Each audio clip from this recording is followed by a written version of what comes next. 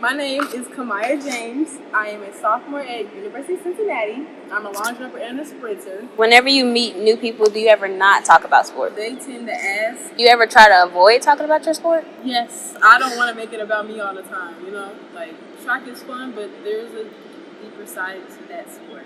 Who are you outside of track? Who is Camiyah? That's a good question. I'm not gonna lie. I do not know. Like, I always have that thought where sometimes, like, if I didn't do track, where would I be now? I honestly say I do not know, right? It's because I'm still doing track and still finding myself. So it said basketball gave me an identity, so I didn't have to create one. Do you feel like your sport gave you an identity so that you didn't have to have one outside of it? I would say yes. That is how my life is. Like, track gives me that confidence, determination, and focus to uplift other people. So how close would you say you are with your family? Very close. You know, family has its time.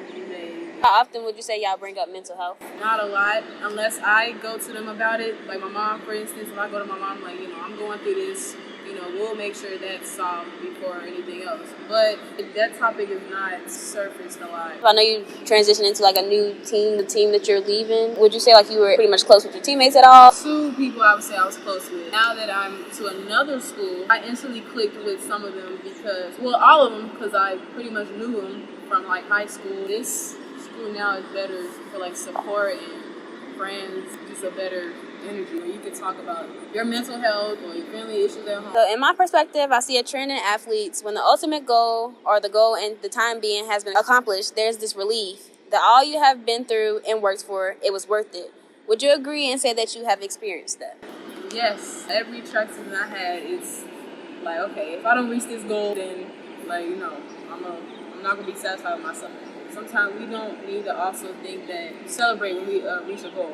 Have fun as you're trying to reach them goals. You can still be going through depression while you still reaching that goal. To this day, I'm still trying to find my outlet. You know, reading books, taking walks, going to talk to my mom, or traveling, talking to God. That's pretty much all. This will be a good time to bring in your book. So Camiyah has written a book. Be There For You by Camiyah James. You can find it on Amazon. As far as this book, would you say like this was part of your outlet? Okay, I've been playing with it for like 2 years. So knowing that I finally got that done and just wrote all my thoughts that I have went through my senior year of high school and my freshman year of college of track and everything, that's a big accomplishment. Right. Throughout the book, you mentioned a lot of God being there as a big part of your journey. What would you say for those that don't have like a belief? Everybody has a different beliefs and sometimes not a believer.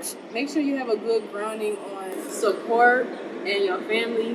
Make sure you have a good group of friends. Track itself, yes, is an emotional thing. Once you get so deep into something that you love, it's like, okay, no, I'm going to make sure I'm good, I'm going to make sure I'm straight, I'm going to make sure I'm reaching my goals with this sport. Do you feel like you have to be tough all the time? I'm a person looking on the outside and now, you know, seeing what that athlete really goes through. They do not care if you're injured, hurt, going through stuff. To them, yeah, it's supposed to look tough and like, you know, it's just easy. But to people that actually get it and know what athletes have to go through, the homework, the exams, the hard practices, hard lifting, society putting pressure on us, I feel like we can have our time to be vulnerable, take mental health breaks, take the time that we need to just get ourselves together so we can look tough on the track and whatever sport we're doing. So with the amount of time that track takes up, you have time for things outside of that? I did not have time to do anything. Like hang with friends, go do stuff that seemed fun to everyone else. I couldn't really do it as a child or to this day now because of track. Just looking back on it, sometimes it's like, okay,